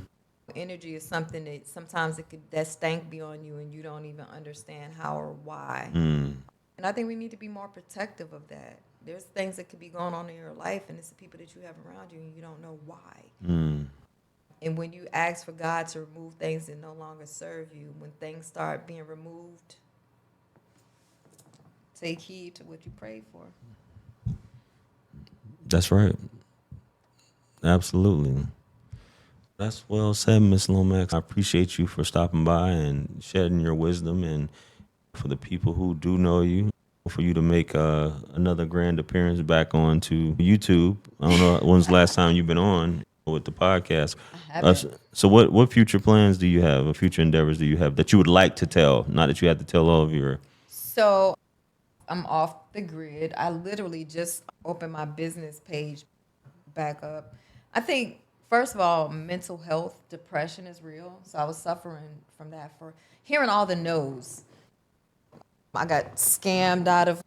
So I've been dealing with a lot. So first is knowing when it's time to date. Some people are dating and they haven't healed yet. They got financial issues. They look for a job. They just got so much going on that they don't even have enough to give somebody else. So the first thing is knowing when to date. Second thing is, even for me, sometimes I notice I have diarrhea of the mouth. I get nervous and I just talk. And sometimes I overgive and overtalk. Oh, I think for me, it's about being more of an active listener too. Because I'll walk away from the date and be like, "Damn, what do I know about him? 'Cause I think he knows everything about me." I know, right?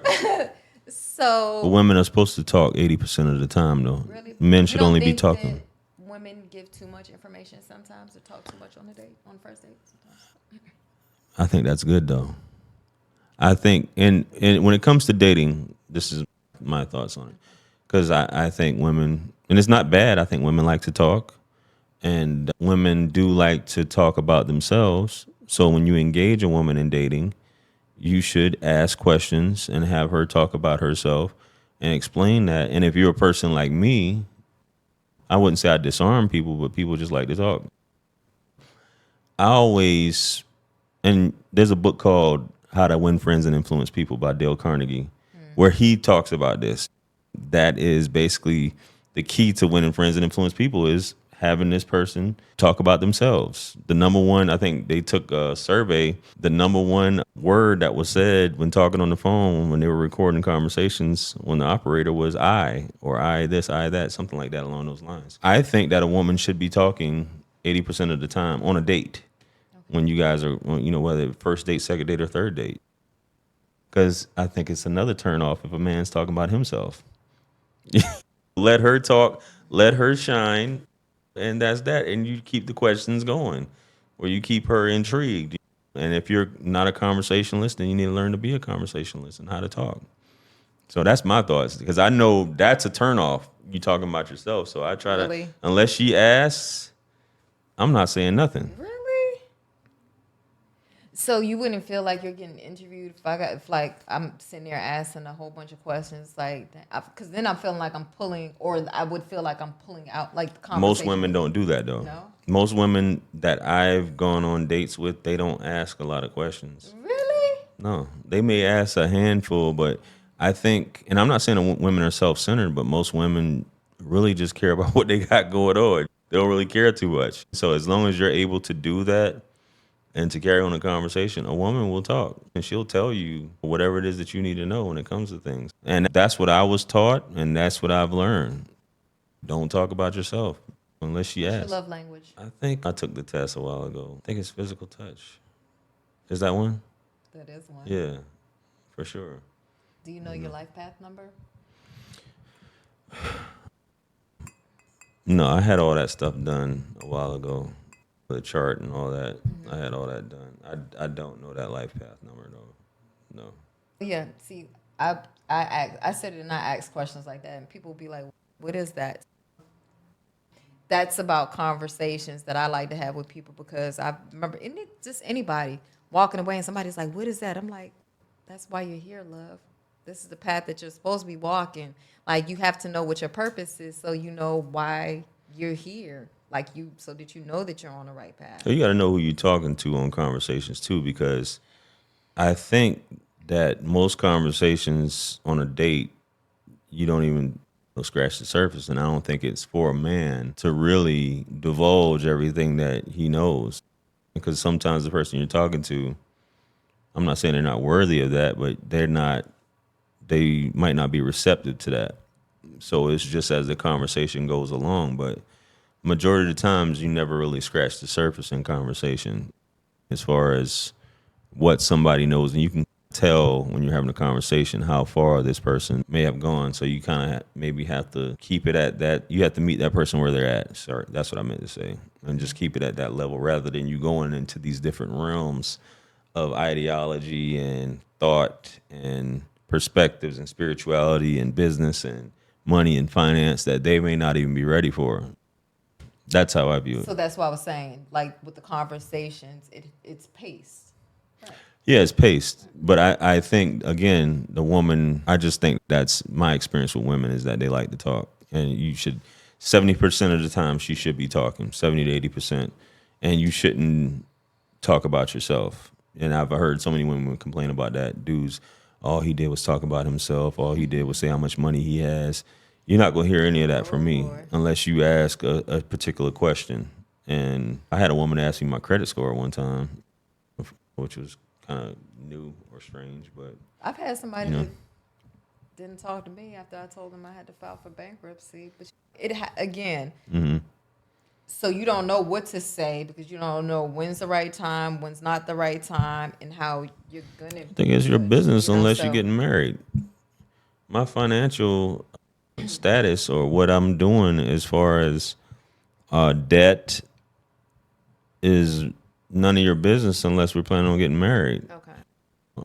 And you can assume what you want to assume, but if there's nothing to prove otherwise, then that shouldn't be a factor. Just like I used to do credit for like 6 years. I used to fix credit.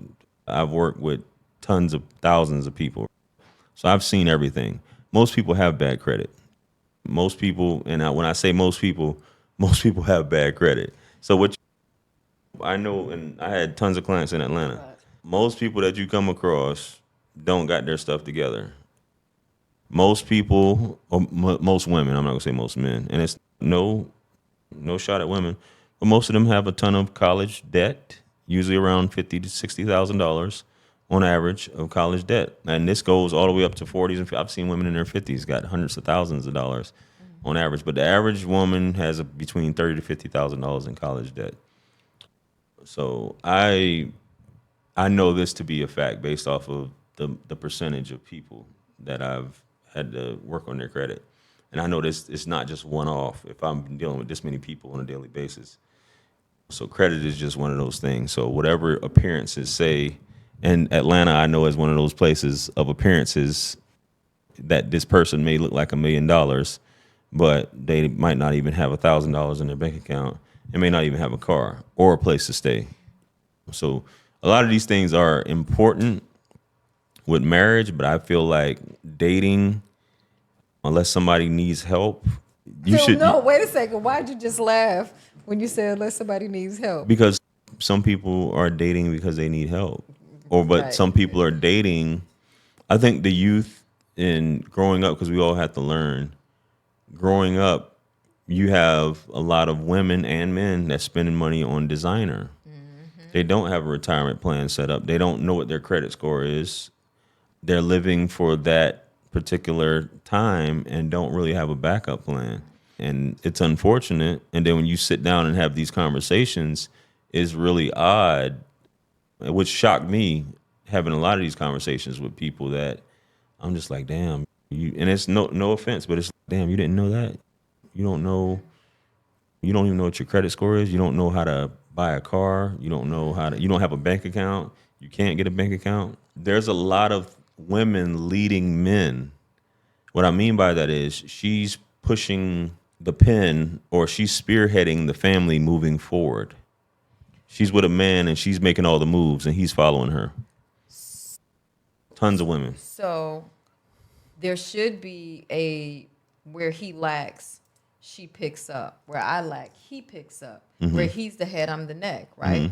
So there should be able to be that. So what's the problem? Now, not unless he's just at home and she's working and taking care of all of the bills and he's just at home with his wiggling his feet kicked up. I don't see what the problem is if she's better in that space to contribute in that, because again, I am looking to have a provider and I am looking to provide. I want you to need me and I want to be needed, right?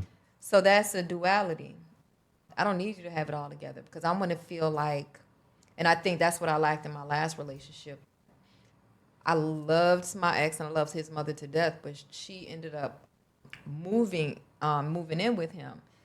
So there was no me cooking for him. There was no me washing his clothes. I did not feel needed. I wanted to wash his clothes for him. I want to cook for him. I want to do those things. I want to be in a relationship where I can feel like I can contribute to my partner in areas like that. That's not. No, I'm just seeing that it was a recurring theme. Now I completely understand what you're saying, but I feel like a man should build the house for a woman, not the other way around. I don't think a man should be moving in with a woman. I don't think that, and I get what you're saying. If he's making the money and she's taking Man, care of moving with the me. My paperwork, mortgage is $1,400. You probably man. I'm probably dating his shit. Probably 35. Come on, we can stay at 35. Come on and take this 14. What we doing? I got the electric because I think that's another thing too. Who goes 50-50 on the bills? I've always gone. When I lived with my ex prior to, because me and him didn't live together, but prior to that, went 50-50 on everything. I furnished the whole apartment too. Shame on me. But yeah, you take care of the big stuff. I have the groceries. I take the electric, the water, the because I am supposed to relieve you of stress, not be more for stressful for sure. you. So if I'm giving my partner everything and saying, you just take care of me, I'm supposed to be a kept woman, that's more stress for him. Because he probably got other things outside Yeah, of me that he has to take care of. His kids, his mama, his other responsibilities outside of just me, his partner. for sure. No, I got it. Whatever works for your family dynamic. I've just never been in a situation like that, and I feel like as a man, I should create that space. And yeah, she's not gonna be. I don't believe in getting with a woman just because she's pretty and she can't do anything else. I know that may be a younger man's game or even an older man's game, excuse me, where he's just gonna take care of a woman just because she's pretty and for company and sex. But that is completely old for me now because as you said earlier, and even my man Javon, he said I think he's got two wives, but he's like even three women couldn't handle his sex drive, so he's like sex is at the bottom of the list for him.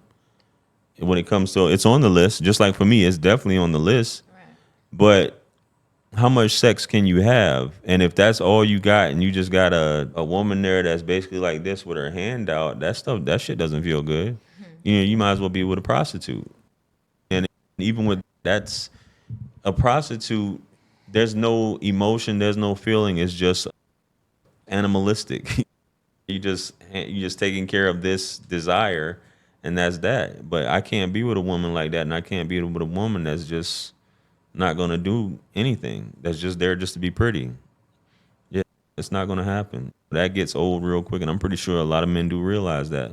But if you got more money than time that you're willing to, part with, then I guess you will deal with something like that. But yeah, Yeah. that's that. I think everybody has to know their threshold and their limits. Like Hmm. I said before, I think you have a good idea of, yeah, you don't want somebody that always got their hand out, right? Nah, Somebody that has a little something going. So I think, like you said again, there are different men that have different, what do they call them? Different egos that they need to be fulfilled or whatever. To each his own. I think we just have to be more cognizant of why we're doing something and what are our intentions behind doing it.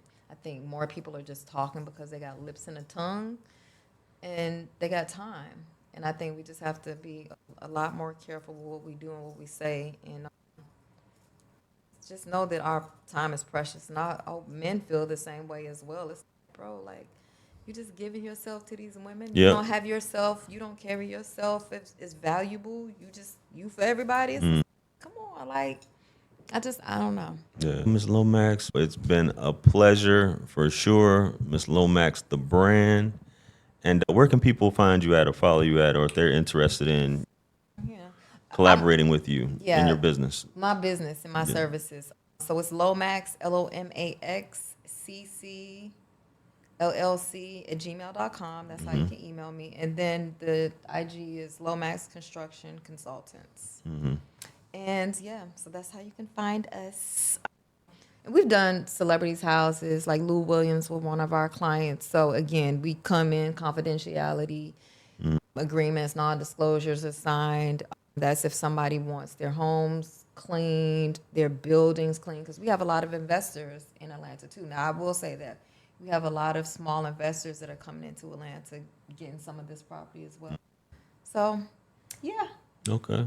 We'll definitely have that information below in the description of this video for the folks who are interested to check you out and follow you and things like that. Definitely a pleasure, guys. Make sure you guys like, share, comment, and subscribe. If you're in the Atlanta area and you're interested in being a guest on the Atlanta Noir podcast, make sure you hit me up. The link is in the description below. Much blessings and abundance. Stick around for the next videos. It's going to pop up on the screen below. That's where I'm going to see you guys at. Listen, it's your favorite everything. This is Wisdom. I'm the best. Let's run it up to 1 million. Quit playing with me. Peace.